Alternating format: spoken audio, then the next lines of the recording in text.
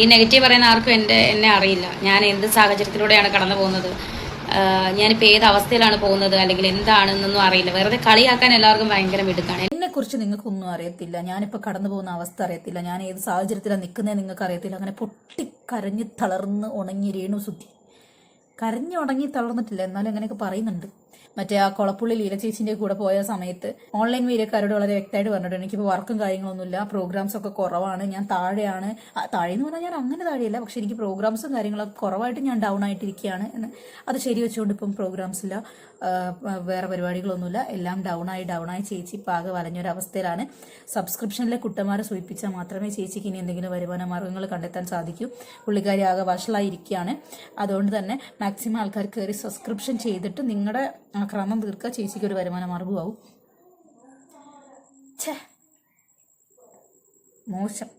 ഞാനത് പറഞ്ഞൊന്നും കേട്ടുകൊണ്ട് എല്ലാവരും കൂടെ ചാടിക്കയറിപ്പോയി സബ്സ്ക്രിപ്ഷൻ എടുക്കണം, ഞാൻ വെറുതെ പറഞ്ഞതാണ്. ഇതൊക്കെയാണ് പുള്ളിക്കാരിന്റെ കറണ്ട് സിറ്റുവേഷൻ. ചുരുക്കം പറഞ്ഞു കഴിഞ്ഞാൽ സോഷ്യൽ മീഡിയക്കകത്ത് ഉണ്ടാക്കിയ കാട്ടിക്കുട്ടി റീച്ചും നെഗറ്റീവ്സും എല്ലാം കുറഞ്ഞ് നിലവാരമില്ലാത്തൊരവസ്ഥയിലെത്തി. ഇപ്പോൾ പ്രോഗ്രാം ഇല്ലാത്തൊരവസ്ഥയിലെത്തി. കട്ടയും പടവും അടങ്ങി ഇനി വീട്ടിലിരിക്കാം എന്ന് സാരം. നമുക്ക് എന്താണെങ്കിലും വീഡിയോക്കകത്തോട്ട് പോവാം. ഇന്നലെ ഇൻസ്റ്റാഗ്രാമിനകത്ത് കണ്ടൊരു വീഡിയോ ആണ്, രേണുവായിട്ട് റിലേറ്റ് ചെയ്തതാണ്. എലിപ്പെട്ടി വരച്ചു വെച്ചു എന്നോ ബോഡി ഷെയ്മിങ് ചെയ്തു എന്നതൊക്കെയാണ് അതിൽ കണ്ടന്റ് ആയിട്ടുള്ളത്. വീഡിയോ ശരിയായ രീതിയിൽ കണ്ട സമയത്ത് എനിക്കതൊരു എലിപ്പെട്ടിയായിട്ടോ അത് അവരെ കളിയാക്കിയതായിട്ടോ എനിക്ക് ഫീൽ ചെയ്തിട്ടില്ല. ഒത്തിരി പേര് അവരെ ബോഡി ഷെയ്മിങ് ചെയ്ത് കമന്റും കാര്യങ്ങളൊക്കെ ഇടുന്നുണ്ട്, അതൊക്കെ ശരി തന്നെ. ബോഡി ഷെയ്മിങ് ചെയ്യാന്ന് പറഞ്ഞാൽ അത്ര ശരിയുള്ള പരിപാടിയോ അല്ല, അതും അംഗീകരിക്കുന്നു. പക്ഷെ ചില സന്ദർഭങ്ങളിൽ ചില ആൾക്കാരെ പെരുമാറ്റം, സംസാരം അതൊക്കെ കാണുന്ന സമയത്ത് നമ്മൾ അറിയാതെ ആണെങ്കിലും അവരുള്ള ഹെയ്റ്റ് വെച്ചിട്ട് എന്തെങ്കിലുമൊക്കെ വൃത്തികേടുകളും അനാവശ്യങ്ങളും ബോഡി ഷെയ്മിങ്ങും ഒക്കെ ചെയ്തു പോകും, അല്ലെങ്കിൽ പറഞ്ഞു പോകും. ആ ഒരു സിറ്റുവേഷനിലായിരിക്കും ഈ രേണുവിന്റെ കാര്യത്തിൽ പല ആൾക്കാരും അങ്ങനെ ചെയ്യുന്നത്. ഞാൻ ആരെയും ബോഡി ഷെയ്മിങ് ചെയ്യാറില്ല. തടിച്ച ആൾക്കാരെയോ മെലിഞ്ഞ ആൾക്കാരെയോ ഒന്നും. ഏത് രീതിയിൽ പെടുന്ന ആൾക്കാരാണെങ്കിലും അവർക്ക് അവരുടേതായ ശാരീരിക ഭംഗിയുണ്ട് എന്ന് വിശ്വസിക്കുന്ന ഒരാൾ തന്നെയാണ് ഞാൻ. അവരുടെ പ്രവർത്തനങ്ങൾ മാത്രമേ ഞാൻ ഇത്രയും കാലമായിട്ട് വിമർശിച്ചിട്ടുള്ളൂ. എൻ്റെ വീഡിയോ ഉടനീളം എടുത്ത് നോക്കിക്കഴിഞ്ഞാൽ മനസ്സിലാവും.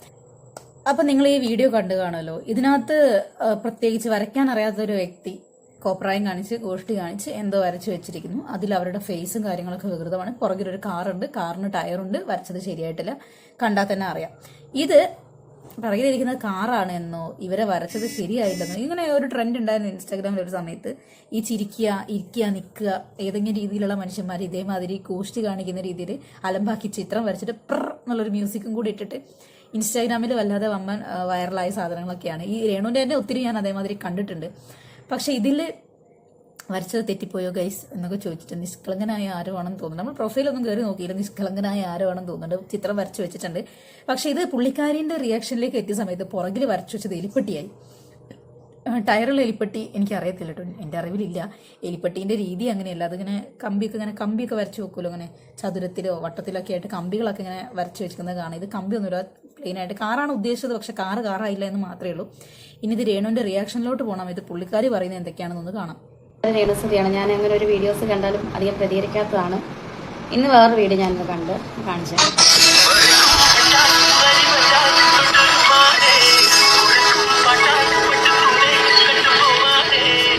പുറകിലൊരു എലിപ്പട്ടയൊക്കെ ഉണ്ട്. എൻ്റെ പടം വരച്ചാണ്. പുറകിലൊരു എലിപ്പട്ടയൊക്കെ ഉണ്ട്. അതുപോലെ അതിൻ്റെ ഇടയിൽ വന്ന കമൻറ്റ് അവൾക്ക് അങ്ങനെ വേണം, അവൾ അങ്ങനെയാണ്. നിങ്ങൾ എന്തറിഞ്ഞിട്ടാണ്, എന്നെപ്പറ്റി എന്തറിഞ്ഞിട്ടാണ്? ഈ നെഗറ്റീവ് പറയുന്ന ആർക്കും എന്നെ അറിയില്ല. ഞാൻ എന്ത് സാഹചര്യത്തിലൂടെയാണ് കടന്നു പോകുന്നത്, ഞാനിപ്പോൾ ഏത് അവസ്ഥയിലാണ് പോകുന്നത്, അല്ലെങ്കിൽ എന്താണെന്നൊന്നും അറിയില്ല. വെറുതെ കളിയാക്കാൻ എല്ലാവർക്കും ഭയങ്കര മിടുക്കാണ്. എന്നെ നേരിട്ട് കണ്ട ആരും എന്തായാലും ഞാൻ എലിയാണെന്നോ പല്ലിയാണെന്നോ ഒന്നും പറയാറില്ല. ഇത് ശംഖു ശ്രീജിത്ത് എന്ന് പറയുന്നൊരു പെയ്ഡ് ആർട്ടിസ്റ്റാണ്. ഇതാണ് അയാളുടെ പ്രൊഫൈല്. കലയെന്ന് പറയുന്നത് മറ്റുള്ളവരെ കുത്തി നോവിക്കാനുള്ളതല്ല. എനിവേ, നിങ്ങളൊരു നല്ല കലാകാരനാണെങ്കിൽ ഇങ്ങനെയല്ല, മനുഷ്യരെ കുത്തി നോവിച്ചുകൊണ്ടല്ല കല ചെയ്യേണ്ടത് എന്ന് ഞാനൊന്ന് ഓർമ്മിപ്പിക്കുന്നു.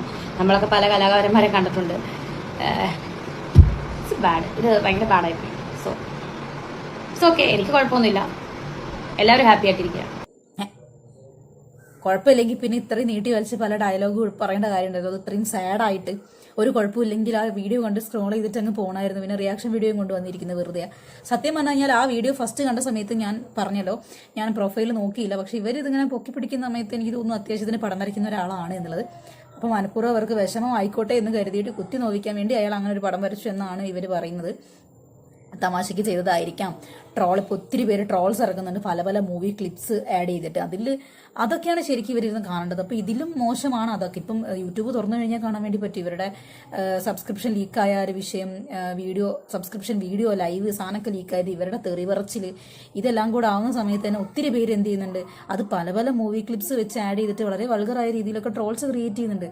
ഈ ഒരു പടം വരച്ചത് തെറ്റിപ്പോയോന്ന് ചോദിച്ച് നിങ്ങൾ അലമ്പാക്കി ഫോട്ടോ വരച്ചതിൽ എത്രയോ മ്ലേച്ഛമാണ് ട്രോൾസ് ഒക്കെ. അതൊക്കെ ഒന്ന് പോയി കാണാം. അപ്പം നിങ്ങൾ കുത്തിരുന്ന് കരയേണ്ടി വരും. ഇതിങ്ങനെ സാഡ് അടിക്കല്ലേ. ഇതിപ്പോൾ അയാൾ ഒരു തമാശയ്ക്ക് ഒരു ചിത്രം വരച്ചു വെച്ചു, പുറകിലുള്ളത് എലിപ്പെട്ടിയല്ല. പിന്നെ കമന്റ് ബോക്സിൽ നിങ്ങൾ ബോഡി ഷെയ്മിങ് ചെയ്യുന്നുണ്ട് എന്ന് സമ്മതിച്ചു തരുന്നു. ഞാനും കണ്ടിട്ടുണ്ട്, ഒത്തിരി കമന്റ്സ് അങ്ങനെ കണ്ടിട്ടുണ്ട്. ബോഡി ഷെയ്മിങ് ചെയ്യുന്നത് അത്ര ശരിയായ കാര്യമൊന്നുമല്ല. അവരുടെ ശരീരമോ ശരീരപ്രകൃതിയോ നിറമോ വണ്ണമോ അങ്ങനെ ആയതിൽ നമ്മൾ അവരെ പറഞ്ഞിട്ട് കാര്യമില്ല. അവർ അതിൽ കംഫർട്ടബിൾ ആണെങ്കിൽ എന്തിനാണ് മറ്റുള്ളവരെ നമ്മുടെ കുറവുകൾ മറച്ചു വെച്ചിട്ട് അവരെ ബോഡി ഷെയ്മിങ് ചെയ്യേണ്ട കാര്യമില്ല. പക്ഷേ നിങ്ങളുടെ കേസിലോട്ട് വരുമ്പോൾ നിങ്ങൾ ആൾക്കാരോട് അപ്രോച്ച് ചെയ്യുന്ന രീതി, സംസാരിക്കുന്ന രീതി, അത് കാണുമ്പോൾ ആൾക്കാരെ പിന്നെ എന്താ പറയുക. നിങ്ങൾ സബ്സ്ക്രിപ്ഷൻ വീഡിയോയിൽ കാണിക്കുന്ന ഓരോ ഗോഷ്ടികൾ, അതൊന്നും പ്രത്യേകിച്ച് ഞാൻ പറഞ്ഞു തരേണ്ട കാര്യമില്ലല്ലോ. നിങ്ങൾ കാണിക്കുന്ന കുറച്ച് സമയം കഴിയുമ്പോൾ നിങ്ങൾ തന്നെ എടുത്ത് നോക്കിയാൽ മതി. ശരി, നിങ്ങളെക്കുറിച്ച് ഞങ്ങൾക്ക് ആർക്കും ഒന്നും അറിയത്തില്ല, പക്ഷേ സബ്സ്ക്രിപ്ഷൻ വീഡിയോയിൽ കയറി ലൈവിൽ നിങ്ങളോട് അങ്ങനെ ചെയ്യും, നാക്കിട്ട് കളിക്കുകയും ചെയ്യും, കൂടുതൽ കാണിക്കുകയും ചെയ്യും, പൊക്കിൽ കാണിക്കുകയും ചെയ്യുമെന്ന് പറഞ്ഞിട്ട് അലയ്ക്കുന്ന കുറേ ജന്തുക്കളുണ്ടല്ലോ. അവർക്കൊക്കെ നിങ്ങളെപ്പറ്റി വളരെ ഡീറ്റെയിൽ ആയിട്ട് അറിയാം. കാരണം സബ്സ്ക്രിപ്ഷൻ വീഡിയോയിൽ പൈസ തന്ന നിങ്ങളുടെ വീഡിയോസ് കണ്ട് ഏനേരം നിങ്ങളെ ഫോളോ ചെയ്തുകൊണ്ടിരിക്കുന്ന ആൾക്കാരല്ലേ. അപ്പം അവർക്ക് നിങ്ങളെ ഞങ്ങളെക്കാളും കൂടുതൽ അറിയായിരിക്കാം. അത് പറഞ്ഞത് ശരിയാണ്. ഞങ്ങൾക്ക് ആർക്കും ഒന്നും അറിയത്തില്ല. ഈവൻ നിങ്ങളുടെ വീട്ടിലെ അപ്പനും അമ്മയ്ക്കും പോലും നിങ്ങൾ അറിയുന്നില്ല എന്നുള്ളതാണ് ഞാൻ മനസ്സിലാക്കുന്നത്. അതല്ലാന്നുണ്ടെങ്കിൽ എപ്പോഴും നിങ്ങളോട് ഒരു നിയന്ത്രണങ്ങളൊക്കെ പറയേണ്ട സമയം കഴിഞ്ഞു. നിങ്ങൾ അങ്ങനത്തെ പേക്കൂത്താണ് കാണിക്കുന്നത്. അതും പോട്ടെ. പിന്നെ ഇവരുടെ സബ്സ്ക്രിപ്ഷൻ അടുത്തൊരു വീഡിയോ ലീക്കായപ്പോൾ എന്തൊക്കെയോ പച്ചത്തെറിയും കാര്യങ്ങളൊക്കെ കൂട്ടി എന്തൊക്കെയോ പറയുന്നതോ ഏതാണ്ടൊക്കെയോ കണ്ടായിരുന്നു. എനിക്ക് അങ്ങനെയാണ്, എൻ്റെ ഈ വീഡിയോ ലീക്കാക്കും, അങ്ങനെ ലീക്കാക്കി എനിക്ക് തലമുടിയാണോ അങ്ങനെ എന്തൊക്കെയോ പറയുന്നത് കേട്ടായിരുന്നു. അപ്പോൾ അതിൽ ആരൊക്കെയോ റിലേറ്റീവ്സ് ആരാണ്ടൊക്കെയോ ചോദിച്ച സമയത്ത് ഞാൻ ഇങ്ങനെ കാണിച്ചല്ലേ ഉള്ളൂ, ഇതിലും വലുത് കാണിക്കുന്ന ആൾക്കാർ. അപ്പോഴും അവർ ചെയ്യുന്ന മിസ്റ്റേക്കിനെ അവർ ജസ്റ്റിഫൈ ചെയ്തുകൊണ്ടിരിക്കുകയാണ്. അതോ അവർ ചെയ്യുന്നൊരു തെറ്റാണ്. എനിക്ക് മക്കളുണ്ട്, അപ്പനുണ്ട്, അമ്മയുണ്ട്, സഹോദരിയുണ്ട്, ഇവർക്ക് സമുദായത്തിൽ ഇറങ്ങി നടക്കേണ്ടതാണ്, നാളെ സ്കൂളിൽ പോകേണ്ടതാണ്, മറ്റുള്ള ആൾക്കാർ ടീച്ചേഴ്സിനെയൊക്കെ ഫേസ് ചെയ്യേണ്ടതാണ്. വലുതാവുന്ന സമയത്ത് എൻ്റെ കുട്ടികൾ എൻ്റെ ഇങ്ങനത്തെ വീഡിയോസും കാര്യങ്ങളും കാണുന്നത് അത് എനിക്ക് ദോഷം ചെയ്യും, അവർക്കൊരു ഭാവിയുണ്ട്. ഇതൊന്നും ചിന്തിക്കാണ്ട് ബാക്കിയുള്ളവർ കാണിക്കുന്നുണ്ടല്ലോ, ഞാൻ കാണിച്ചാൽ എന്താണ് പ്രശ്നം എന്നൊരു മൈൻഡ് സെറ്റിലാണ് ഇവരതെല്ലാം വീണ്ടും തെറ്റ് ചെയ്തുകൊണ്ടിരിക്കുന്നത്. എല്ലാം മാറാനുള്ള സമയമുണ്ട്. കാലം മുമ്പോട്ടാണ് പോണത്, പുറകോട്ടല്ല. അതുകൊണ്ട് തന്നെ ഇപ്പോഴത്തെ ഈ ചിന്താഗതിയിൽ, വർത്തമാനത്തിൽ, ദുഷിപ്പിൽ, പൊങ്ങച്ചത്തിൽ, അഹങ്കാരത്തിന് എല്ലാത്തിനും മാറ്റം വരും. കാരണം പ്രവർത്തികൾക്ക് എപ്പോഴും കർമ്മയുണ്ട് എന്ന് വിശ്വസിക്കുന്ന ഒരാളാണ് ഞാൻ. നിങ്ങൾ ഇങ്ങനെയൊക്കെ ചെയ്താൽ അത് നിങ്ങൾക്ക് തന്നെയാണ് ദോഷം. കുറേ പറഞ്ഞു തന്ന് മടുത്തു. നമ്മൾ പല രീതിയിൽ വിമർശിച്ചിട്ടുണ്ട്, പറഞ്ഞു തന്ന് മടുത്ത്. അതുകൊണ്ടാണ് നമ്മൾ ഇത്രയും സോഫ്റ്റായിട്ട് വീണ്ടും പറയുന്നത്. അപ്പോൾ വീഡിയോ കണ്ട് ഇഷ്ടപ്പെട്ടാൽ ലൈക്ക് ചെയ്യുക, ഷെയർ ചെയ്യുക, സബ്സ്ക്രൈബും കൂടെ ചെയ്തേക്കുക. മറ്റൊരു വീഡിയോ കാണുന്നവരെ ബൈ ബൈ.